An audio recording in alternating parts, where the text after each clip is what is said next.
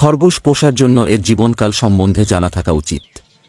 গড়ে প্রত্যেকটি খরগোশ 10 বছর বাঁচে। তবে খাওয়া ও অন্যান্য বিষয়ের ভিত্তিতে এটি ভিন্ন হতে পারে।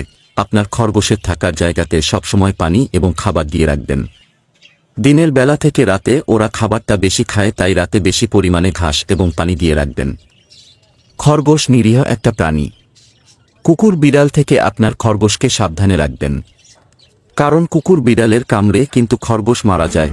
গরম জায়গাতে রাখা যাবে না যেখানে বাতাস নেই, এমন জায়গাতে রাখবেন যেখানে বাতাস চলাচল করে। শীতকালে ঠান্ডা ফ্লোরে ডাইরেক্ট রাখা যাবে না, চেষ্টা করবেন রুম টেম্পারেচারে রাখতে। সরাসরি এসির নিচে রাখা যাবে না।